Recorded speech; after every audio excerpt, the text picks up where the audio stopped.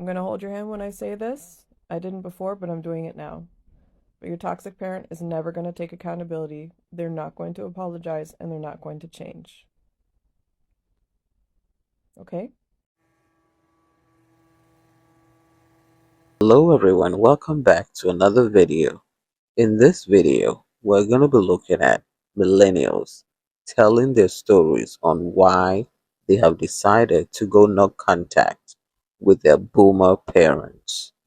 Enjoy. You know how people make videos about their crazy partner where they're like, oh, who the did I marry? Welcome to Who the Gave Birth to Me, a story about my mother. I have been no contact with my mom for almost 3 years now. There are a lot of reasons behind that, and I'm not going to get into all of them, but just to say that I believe that she is a narcissist and she doesn't add anything positive to my life. She only brings drama and stress, even down to like at my wedding. But I recently had to break no contact. This wasn't something that I wanted to do, and I'm just hoping that sharing this will make other people who have similar relationships with their mothers feel less alone. I recently had a bilateral self-indectomy or sterilization, which I have been very open about on my social platforms. And I also told like everyone that I know, including my dad. I obviously didn't tell my mom because we weren't talking and we're no contact. And that was my right. Like I could choose to tell people or not. And when I told them, it was more of a courtesy. I was not asking for their opinion or advice. Anyway, my mom, I guess one of her friends saw the video I made about it, and then she didn't know about it and felt some way about it and started reaching out to tons of people in my family and in my friend group to harass them about how they could let me do this to myself and how devastating it was. I've been married for a really long time. My husband does not like to be on social media, and so I keep him out of my content because that is his wish and I want to respect that. My sterilization had nothing to do with him. Well, imagine my shock when I find out this week that my mom is spreading rumors. And not only are my husband and I not together anymore, but that he's having an affair with my younger sister. My little sister called me in a panic, wanting to tell me that it wasn't true, and I was like, babe, of course it's not true. I know it's not true. And over the last week, 2 weeks, I've been getting more and more screenshots and text messages from people that I know saying, hey, do you know what your mom's talking about? Like, this is crazy. Also found out she's telling people that I'm gay, which nothing against that. Honestly, I wish I were gay. Women are amazing. I love you all so much, but I am unfortunately straight and attracted to men, i.e. my husband. I think this is because she sees a lot of the female friendships that I have online and for some reason can't fathom that you could just have supportive girlfriends, that you have to be gay. So I broke no contact and I wrote out a letter and put it on her Facebook page for everyone to see. I asked her to stop making up lies about me. I asked her to stop spreading rumors and stop guessing about my identity. I told her, I'm doing great. I don't want to be in contact with you. Please do not contact me any further or talk about me or I will take legal action. Luckily, she lives in another country, so physically she could never like show up. But I will say when she was visiting my sister in a nearby city a couple of years ago, my mom physically assaulted her own daughter and was arrested and sent to jail. Another one of many reasons why I like to remain no contact. And then her boyfriend decided to say, well, maybe if you talk to us sometimes, your mom wouldn't have to create these narratives and guess what was going on in your life. There's a difference between, I hope Dominique's okay, and her husband's cheating on her and she's gay. No woman wants to spend their life growing up without a mother. In fact, it is very painful to do so. So if you're watching this, mom, please leave me alone. Don't contact me any further. Stop spreading rumors about me. It's just not a good look. I'm gonna trauma dump here a little bit, so buckle up. I didn't talk to my father the last 10 years of his life, and when he died, I didn't go to his funeral. And I had many family members reach out to me privately and talk about how disappointing it was, about how much I am the one that was harming the family by not showing up, by me not showing up to a service to listen to a bunch of people talking about how great this person was when we damn well all knew he wasn't. But I was the one that was harming the family. I was the bad person because my not being there was an indictment of everybody else for not doing shit when he was alive. Nobody seemed to have anything to say when he was destroying his life and making sure my childhood was filled with chaos and fear. If there's one thing a family hates more than an abuser, it's a truth teller. And when an adult child chooses to go no contact with that parent, that is a very loud truth. So I've been no contact with my mother for 2 or 3 months now, right? And unfortunately, my mother has found estranged parent TikTok and Instagram Reels. Obviously she can't get in contact with me, right? So she started to message my boyfriend because he doesn't have her blocked yet. Videos of boomers saying that therapists, manipulated children into cutting off their own parents. And this was actually really hard for me to deal with this morning because What my mom doesn't understand is I did not block my mother because of what she did to me as a child. She deserved to be blocked. She deserved to be put in prison for what she did to me as a child, right? But that's not the reason why I blocked her. I blocked my mother because of what she continues to do to me as an adult. It's really hard to talk about. It's hard for me to talk about it really with anyone because most people don't understand what it's like to have a mom that hates you from the minute you're born. They don't get what it's like to have a mother who tortures you every day. They don't know what it's like to grow up in fear 24/7 of your mom. They don't know what it's like to listen to your mother's footsteps when you're upstairs in your room and know if you're going to get beaten or not based off of how her footsteps sound. They never had to fall asleep listening to their mom talk shit about them to their father every night in their bedroom loud enough for you to hear about how fat you are or how ugly you are. They never had their mom beat them before school and have to show up to school with a bruise on their face and lie to everyone saying that, I got into a fight with a girl in Bloomingdale's over a purse and she punched me. I couldn't, I was too embarrassed to say it was my mother. And not that the teachers or school counselors ever helped, right? They never did. I would tell them, please don't call my mom. I'm really scared of her and she's going to hurt me. And they would never take me seriously because my parents were rich. And the rich girl can't get abused, right? The girl who has the Fendi bag at school definitely isn't getting beaten and tortured every day of her life or starved or all the other horrible things my mom did to me.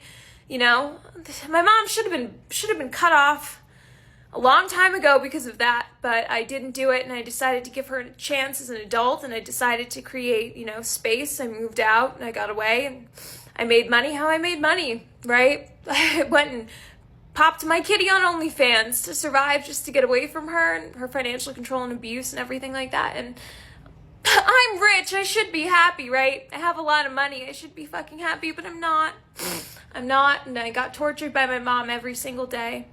In my adulthood, for who I chose to date, my boyfriend, how I look, my weight, my hair, my makeup, my clothes, just treated like absolute garbage. And I finally hit my breaking point this Christmas because my boyfriend's family gave me my first Christmas where I saw a family together opening gifts, and my boyfriend's mom went out of her way to get me a present. She saw I really like horses because I grew up riding horses, but my mom ruined the sport for me.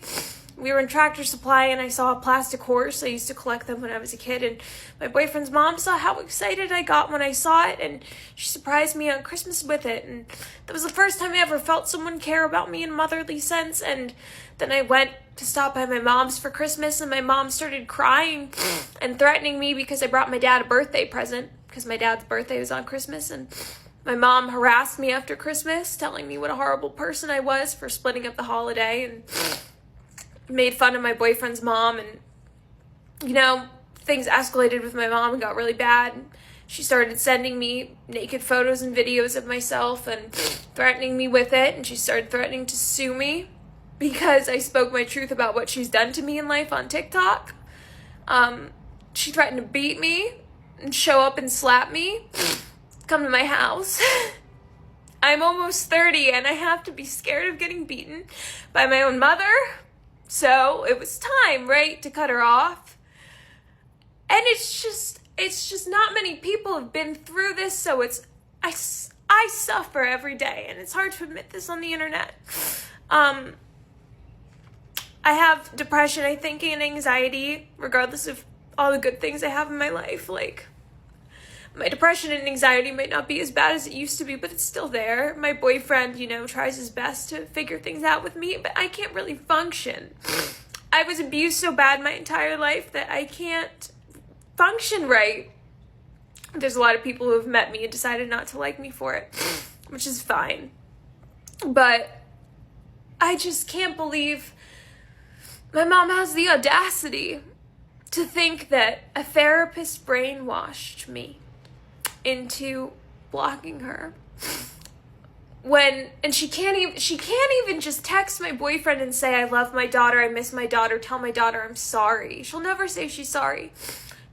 She has to sit there and try to find a way to make me out to be crazy and make me out to be the abusive one for simply hitting the block button on my phone and not showing up to family holidays. It's just insane to me. I guess the point of this video would be, if you have a mother who loves you and you love her, you should be very grateful for that, because I am almost 30 and I am fighting myself mentally every day. I may not be self-destructive in the ways I used to be, with drugs and alcohol and boys and a bad life, but I'm self-destructive in different ways. And my self-destruction just comes from not being able to live up to my fullest potential and be the Ava that I meant to be, because I'm frozen and scared of life still. And it's to me, that's just unforgivable. And I can't unblock her for that. And sometimes I wish that I had a mother who was a good mother who died when I was young, and I at least would have something to remember that involved love, but I've never experienced that. So if you've experienced love from a mother, unconditional love from your mother, you need to go hug her and say thank you, because it really messes you up. I am almost 30 and I still can't get over it or function properly because of what my mother has done to me as a child. And I know a lot of people come on TikTok and they'll say, oh, if you got abused by a narcissistic parent, it gets better. Yeah, it gets better in some senses where you don't live with them anymore, but you are fucked up for life, and I don't know how to get better. I don't know how to get better. I don't know how to get over this. I don't know how to be better. What am I supposed to do? Just eat a bunch of antidepressants and go talk about it over and over again? I'm self-aware. I know what's wrong. I feel like I got permanently damaged from when I was a baby. It's really shitty. I don't know why I'm ranting, but if you can relate, you can relate. The last time I saw my mom, I didn't know that would be the last time that I would see her. And no, she's not dead. We're just no contact. The last time I saw my mom, me and her were beefing hella hard. And on top of that, months leading up to me going no contact, I hadn't seen her in 8 months. I moved into my very first apartment and she wanted my address. I didn't trust my mom with my address because I knew who she was. I know she's the queen of popping up over somebody's house. No matter what kind of scene she needs to cause. If she wants to get you, she will get you. Honestly, I took moving into my first apartment as opportunity to just have freedom and also institute that boundary of I'm not comfortable with you knowing where I am because I know how you are. And if I say, I don't want to see you right now, I don't want to talk to you right now, I need some space, she's not going to respect that. Call me super late at night one night. It was a Saturday night. Call me cussing me out. Da-da-da, you ungrateful bee, da-da-da-da, you this, you that, you ain't ever going to see, da-da-da, you was a mistake, da-da-da. At that point in time, honestly, I had been dealing with so much other crap that she had no idea that was going on because I didn't trust her, that I was already mentally checked out and I was numb. I wasn't surprised by the things that she was saying, but I was absolutely fed up, and I was just trying to get to a place where I just wanted to be happy, I wanted to be healthy, I wanted to start walking with God. So scared to do this because it's my mom. This is the person that raised me. I have no other parent. I didn't grow up with my dad. Your parent is supposed to be part of your life. I'm out here a new graduate, fresh in the world, 20 something. I don't know nothing really about nothing. I guess I'm just gonna be out here figuring life out by myself. But I was just no, I'm just done with it. I'm not about to stay here and take this mental and a verbal abuse just because I'm scared of being by myself. The movie, I'd rather do bad by myself. Baby, if that was not my motto, I'd rather be doing bad by myself than to be up here faking, pretending to be buddy, yada, yada, yada with somebody that I know don't like me.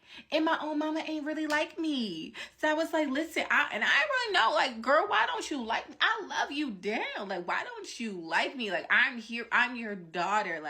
All I ever want to do is make you proud, make you happy. And it seemed every time I accomplish these things, that pisses you off. But to everybody else, you want to go brag and be my daughter's doing this, my daughter's doing that, she here, she there. but you're not really trying to support me. After she calling, get me to cussing me out, she like, come get your shit out my house, da da da da da. So the next morning, I had this suitcase, this funky purple suitcase. My wheel was all messed up, but honestly, it had 3 good wheels. So I was like, here we go. Her house, I remember I had keys. I didn't use the keys. I knocked on her door. Because very much given, you don't want me in your house, you don't want my stuff in your house, baby, here's your keys. She opens the door and she's like, oh, hey. See my suitcase and she started laughing. I guess she thought it was going to work out and like things were going to happen how they always did. Like she cussed me out. We'll just like sweep it under the rug. You know, we're going to talk about it, but we're not really going to talk about it.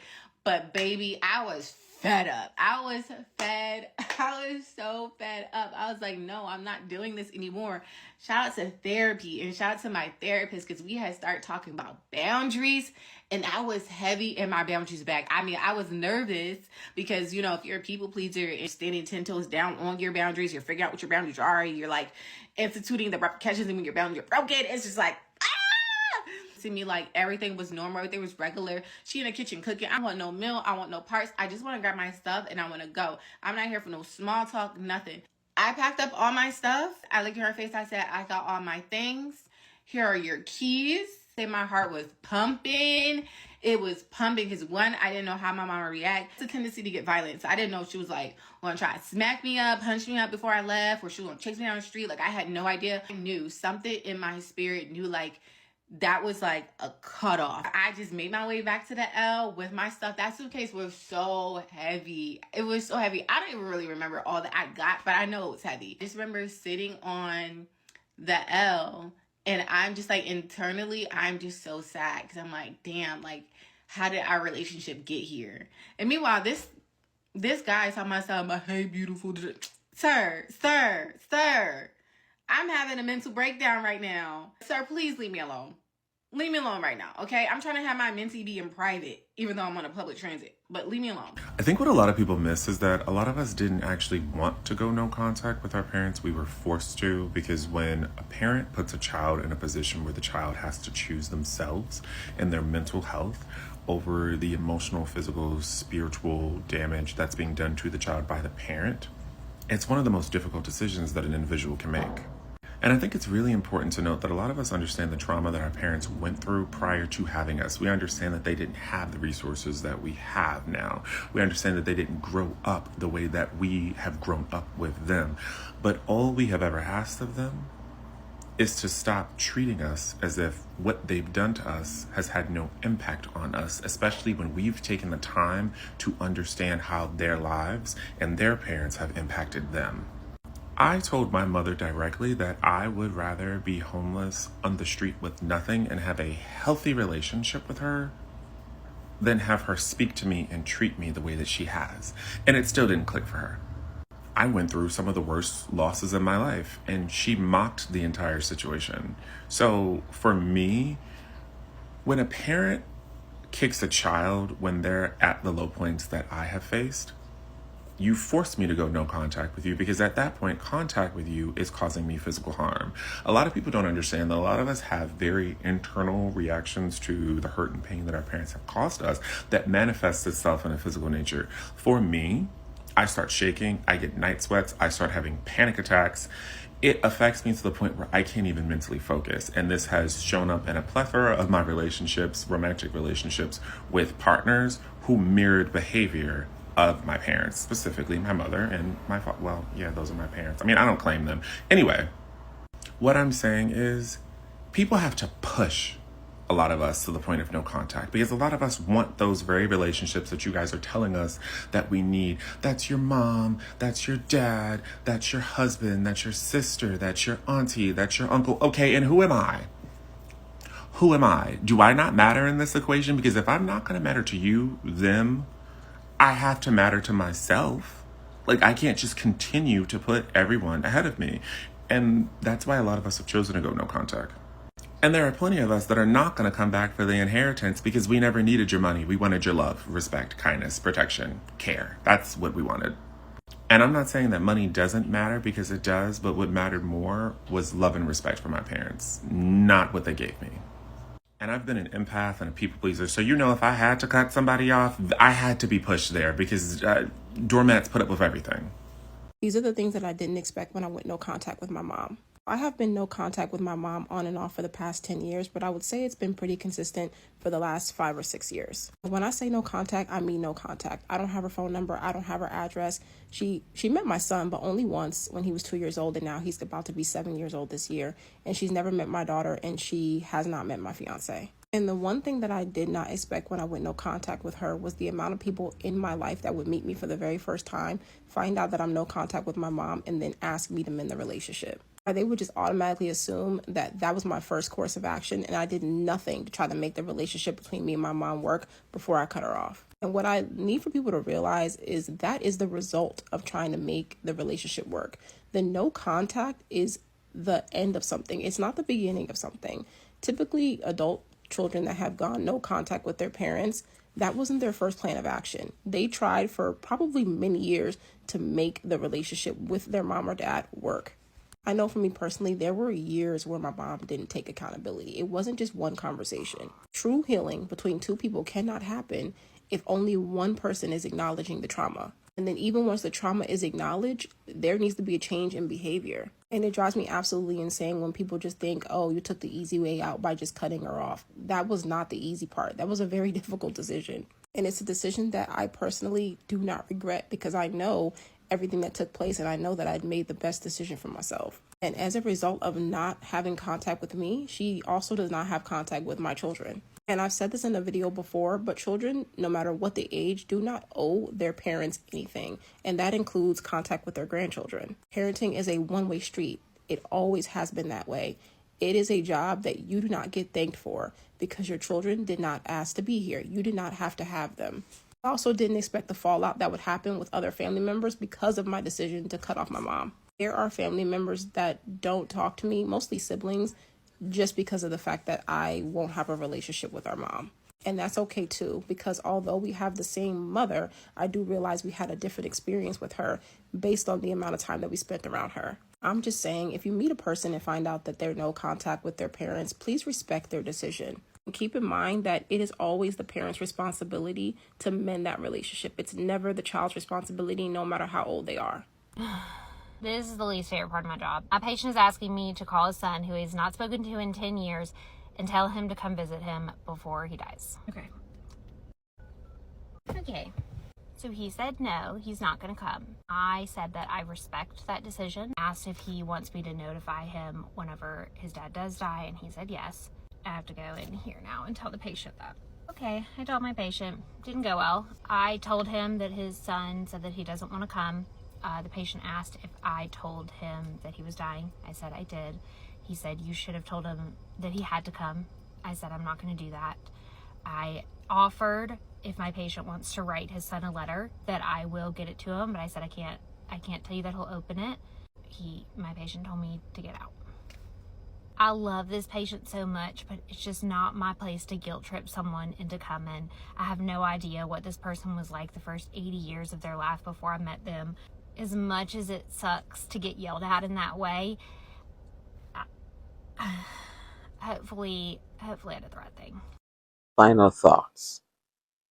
There is an increase in the number of people cutting off their parents. Boomer parents. But there's one thing I've noticed about this trend. Has anybody else noticed that when an adult child chooses not to have a relationship with a parent, it's always, but it's your mom and dad. You only get one mom and dad. Why are you doing that?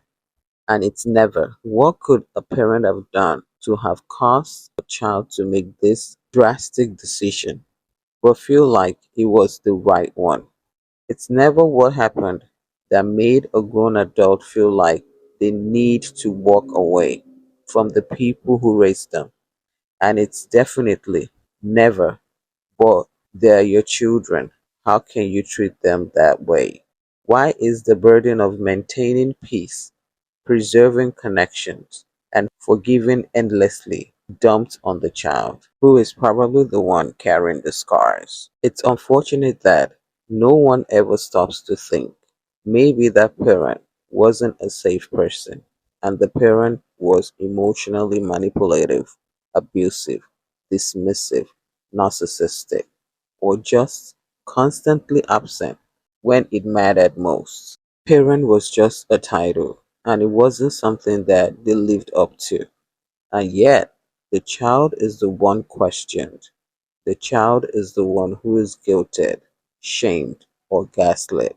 There is this automatic defense of the parent, as if the role of the parent comes with lifetime immunity from accountability. Here is the absolute truth. People don't cut off their parents for no reason. It's not impulsive. It's not heartless. It's usually the last result after years of trying, years of hoping things would change, years of therapy, tears, inner conflict. It's often deep, painful act of self-preservation, and yet the society keeps asking the wrong questions. Instead of why did you walk away? Maybe it's time to start asking what happened that made staying impossible. Please don't forget to like, share, and subscribe to the channel if you haven't.